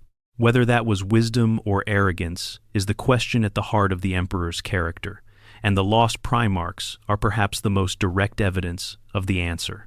Because in the end, the lies he told to protect the project did not protect it. The Horus heresy still happened. The Primarchs still turned against him, still fell to chaos, still burned the galaxy he had spent thousands of years trying to build. And they fell. The lost Primarchs are the prequel to the heresy that no one talks about. They are the first time the Emperor chose institutional survival over honesty with his sons. They are the first demonstration that his plan had failure modes that he would erase rather than address. And if Horus, when he was first approached by the Chaos powers and shown visions of the Emperor's hidden motives and concealed decisions, there was also shown the truth of what happened to the 2nd and 11th Primarchs. If that truth was part of the argument that Chaos used to turn the War Master against his father, then the erasure did not just fail to prevent the heresy. It may have actively contributed to it. The history of the Imperium is, in many ways, the history of its cover-ups. The truth about Chaos, hidden from the legions. The truth about the Golden Throne, hidden from almost everyone. The truth about the lost Primarchs, hidden even from the surviving brothers whose lives had been directly shaped by whoever those brothers were. And the tragedy of the heresy is not simply that brothers killed brothers. It is that they did so in a fog of managed information and strategic deception, each side believing things about the other that a single, honest conversation might have prevented or delayed or at least complicated. The empty plinths in the investiary are not just memorials to 2 lost Primarchs. They are memorials to a different way of doing things that the Emperor chose not to take. He could have gathered his remaining sons and told them the truth. He could have said, 2 of your brothers are gone, and this is what happened, and this is what it cost, and this is what I need from you going forward. He chose not to.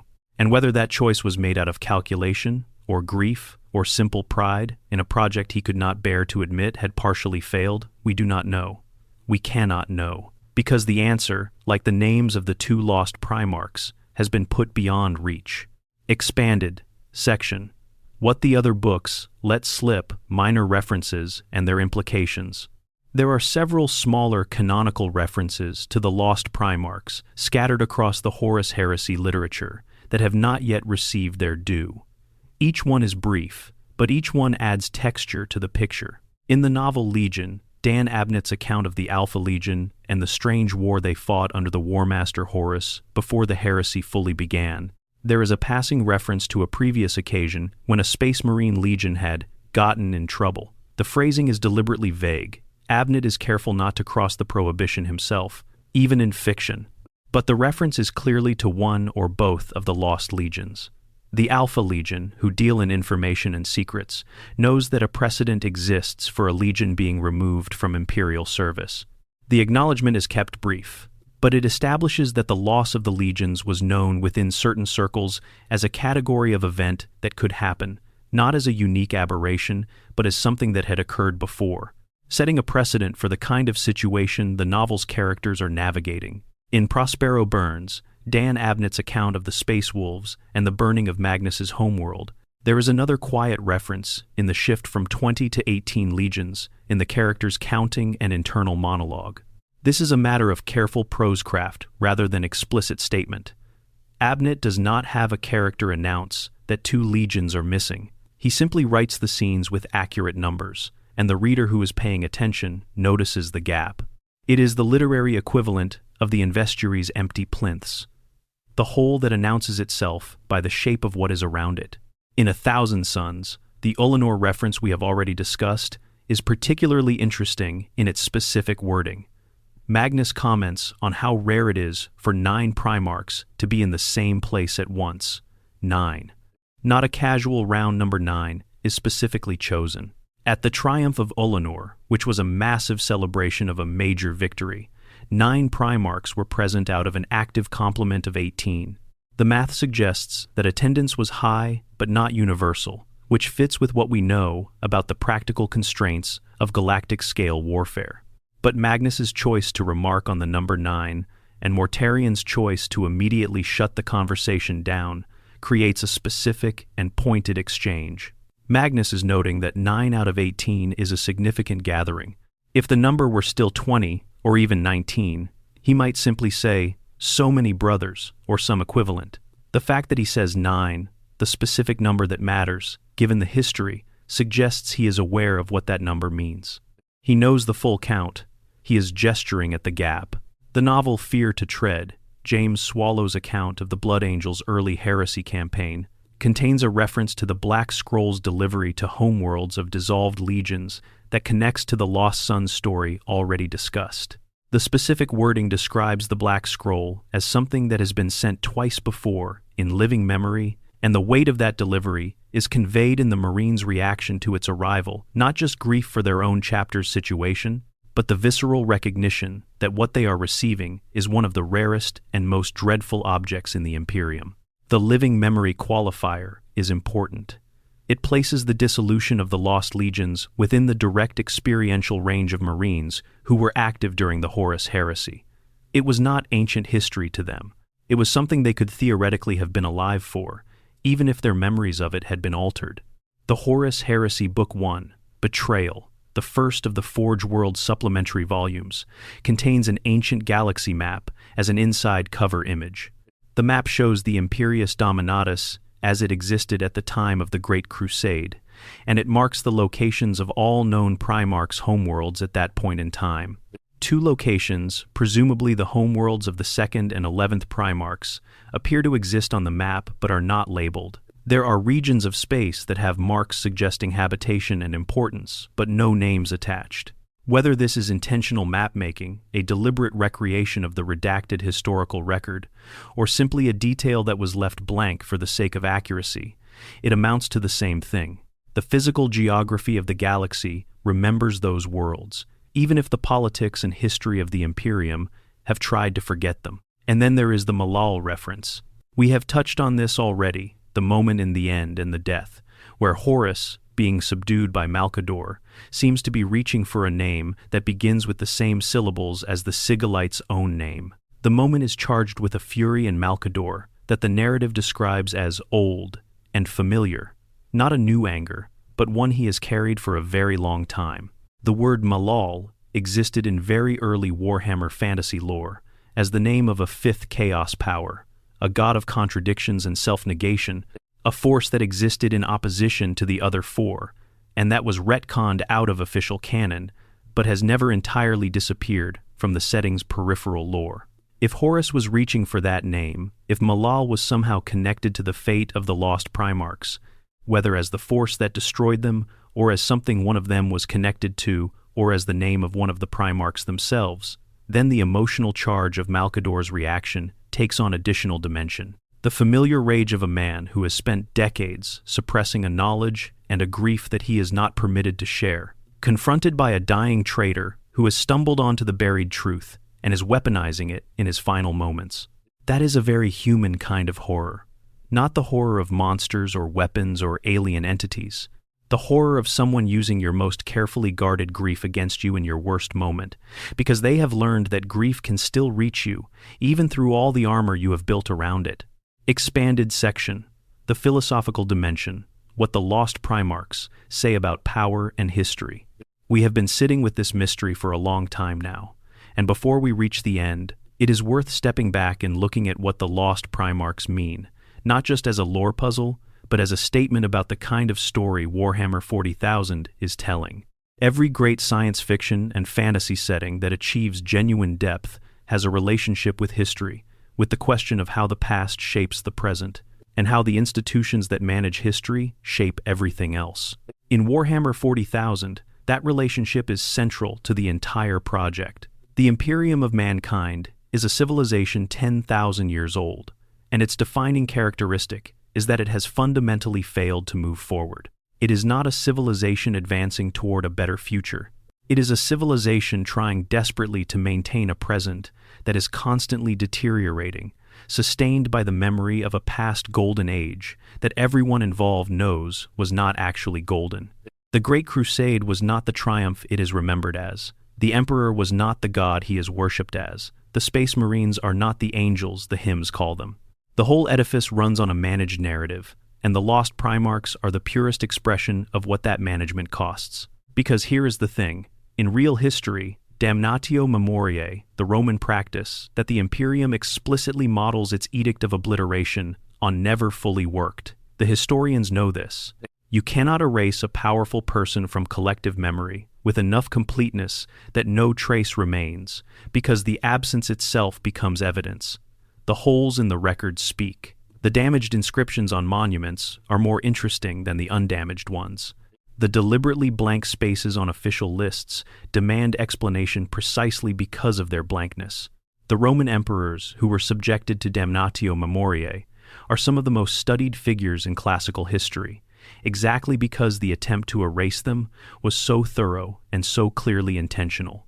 The Imperium's edict of obliteration has produced exactly the same result at a galactic scale. The most successful erasure in imperial history has become the most famous, because the scale and the effort required to maintain it across 10,000 years is itself a kind of monument to whatever was being concealed.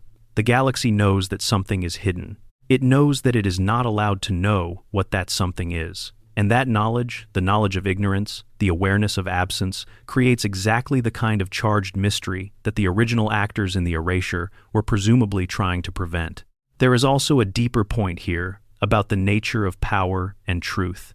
The Imperium's control of information is one of its most fundamental instruments of governance. The Adeptus Terra manages a flow of information that encompasses 1 million inhabited worlds, and it does so by being extraordinarily selective about what gets transmitted, what gets preserved, and what gets quietly allowed to degrade. This is not unique to fictional empires. Information management is one of the primary tools of every large political entity that has ever existed. But in Warhammer 40,000, the consequences of this information management are drawn in unusually stark terms. The heresy happened partly because the Primarchs were managing information about each other, the Night Lord's atrocities known only to certain parties, Lorgar's religious observances tolerated secretly, the Emperor's own grand plan shared with no one fully. Everyone was working from an incomplete picture. Everyone was making decisions based on partial truths, and the result was catastrophe. The Lost Primarchs are the first and most devastating example of this pattern. Before the heresy, before the individual betrayals and the corruption and the civil war, there was already a fundamental deception at the heart of the Emperor's project. He had lost 2 sons. He had covered that loss. He had altered his remaining sons' memories to hide the truth of that loss. And he had continued forward, building the Great Crusade on a foundation that had already cracked, pretending the crack was not there, because to acknowledge it would undermine everything else. The lesson of the Lost Primarchs. If Warhammer 40,000 is the kind of story that teaches lessons, which it sort of is and sort of explicitly refuses to be, is that institutional power and historical truth are fundamentally incompatible goals. An institution that wants to control the narrative of its own past will always, eventually, find itself in conflict with the reality of what actually happened. The more powerful the institution, the more thorough its efforts at concealment. But the more thorough the concealment, the louder the silence it creates. And the louder the silence, the more urgently it demands to be explained. The 2 Lost Primarchs cannot be named, but they will never stop being known. That paradox is the most honest thing the Imperium of mankind has ever accidentally admitted about itself. Expanded section. The living consequences, how the lost legions shape the 41st millennium. 10,000 years is a long time. By the period that most Warhammer 40,000 fiction is set in the 41st millennium, the grim darkness of the far future, the Great Crusade is ancient history, the Horus heresy is mythology, and the Lost Primarchs are so thoroughly buried that most Imperial citizens do not know they ever existed. Even most Space Marines, who receive more thorough historical education than the average human, carry only the vaguest sense that something about the number of original legions does not quite add up. But the effects of what happened in the 860 Southern 30 are still propagating, still reverberating, still producing consequences that play out in the 41st millennium without anyone involved fully understanding their origin. The most obvious consequence is the one we have already touched on: the size disparity between the Space Marine chapters. The Codex Astartes, written by Guilliman after the heresy, as a response to the catastrophic military and political failures of the legion structure, divided the legions into smaller chapters of approximately 1,000 warriors each.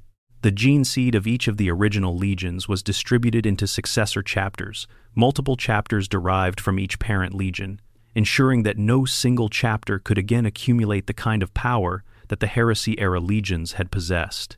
But the legions were not equal going into that division. Some had more warriors than others. Some had larger gene seed stocks.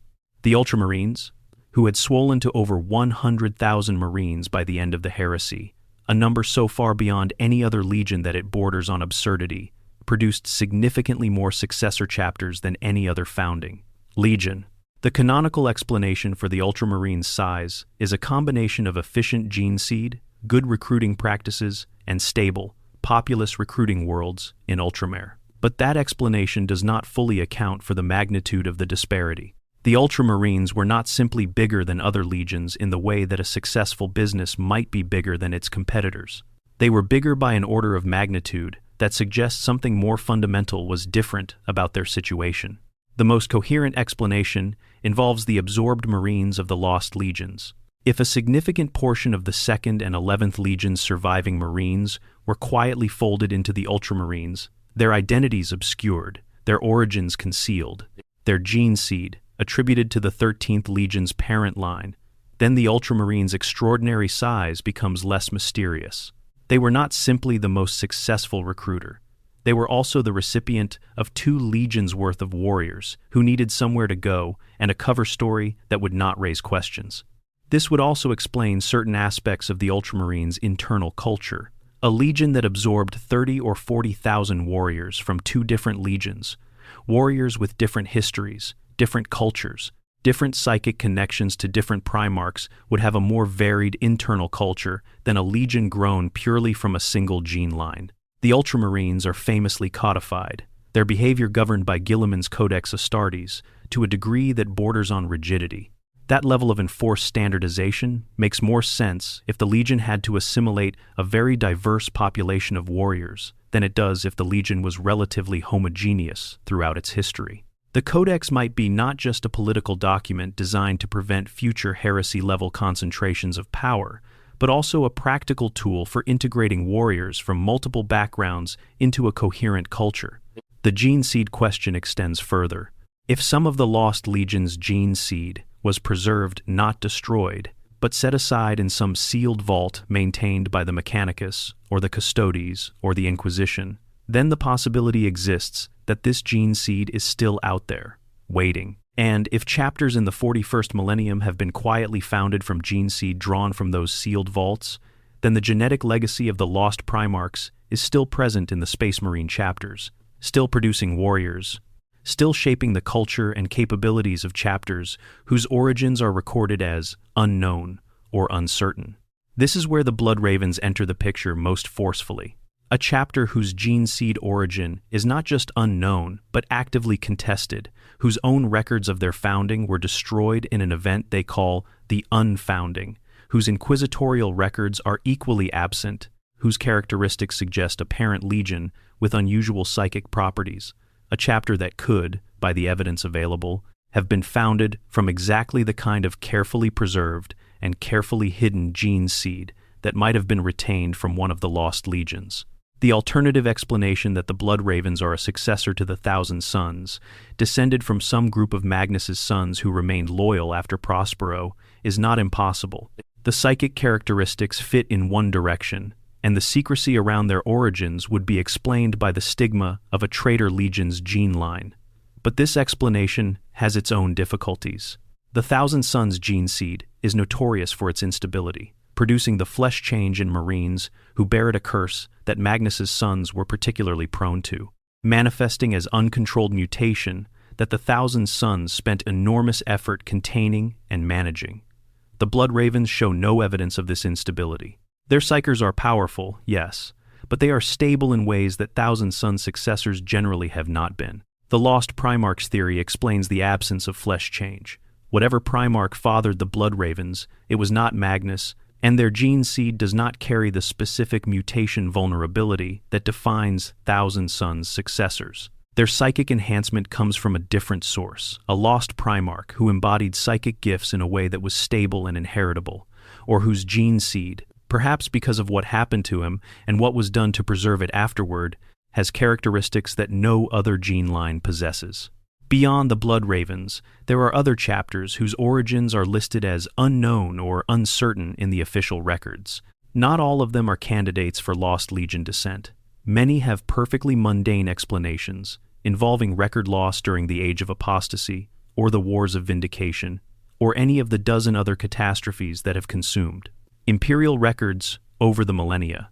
But some of them, particularly those founded in the earliest years following the heresy, in the period when the chapter system was still being organized and the gene seed vaults were being inventoried and assigned, may carry inheritances that the Inquisition and the Mechanicus have chosen not to make public. The Inquisition, crucially, would know, or at least some factions within the Inquisition would know, or would have access to the records that could allow them to know. The Inquisition maintains archives that span the full history of the Imperium, including archives whose existence is not publicly acknowledged, whose location is not publicly known, and whose contents are restricted to individuals with clearance levels that most inquisitors never achieve. In those archives, there may be files damaged, perhaps partially corrupted, certainly redacted, that contain enough information to reconstruct at least a partial picture of what the Lost Primarchs were and what happened to them. The Inquisitor who found those files would be in a profoundly uncomfortable position. They would possess knowledge that the highest echelons of imperial authority had spent 10,000 years suppressing. They would be unable to share it with their peers without triggering exactly the kind of investigation that would eventually result in their own damnatio memoriae. And they would be faced with the possibility that the knowledge they had found about the Lost Primarchs, about the Emperor's choices, about the real cost of the Great Crusade, was dangerous not because it was false, but because it was true, and the truth was worse than the official story. This is not entirely hypothetical. The lore contains oblique references to inquisitors who have gotten too close to certain classified histories and have subsequently disappeared from the record, not punished publicly, not recorded as having been found guilty of anything specific, just quietly absent from any subsequent documentation. The Imperium has its own internal damnatio memoriae, its own quiet system of managing people who know too much. And the Lost Primarchs sit at the absolute top of the list of things that people are not permitted to know too much about, which means that whatever is in those sealed archives, whatever answer to the central question exists somewhere in the galaxy, written down or recorded or preserved in some form that 10,000 years of institutional effort has not been able to reach and destroy, is the most guarded secret in the Imperium of mankind. Guarded not because knowing it would give anyone a military advantage or undermine any immediate political structure. Guarded because knowing it would change the meaning of everything else, would change the story of the Great Crusade and the heresy and the Emperor's project, would change the way people thought about what the Imperium was built on and what it was willing to do to stay standing. The Lost Primarchs are not just an unsolved mystery. They are the locked room at the center of the Imperium's house, and the lock has never been opened, not in 10,000 years, not by anyone. And if it ever is, if some future author, some future Games Workshop creative team, some unexpected expansion of the lore finally puts a key in that lock, what they find inside will not simply answer a question. It will rewrite the meaning of all the answers that came before. Until that day, the empty plinths stand. The silence holds. The investiary's unanswered accusation continues its long vigil, outlasting everything that has tried to answer or ignore or suppress it. And somewhere in the 41st millennium, in a Blood Raven's librarium, or an inquisitorial black site, or the sealed chambers beneath the golden throne, where the Emperor dreams, whatever a god dreams, The names that cannot be spoken continue to exist in that strange, stubborn way that truth has of persisting even in the face of power, even in the face of 10,000 years of dedicated suppression, even in the face of the most thorough edict of obliteration ever issued in the history of the greatest empire humanity has ever known. They cannot be named, but they will not be forgotten.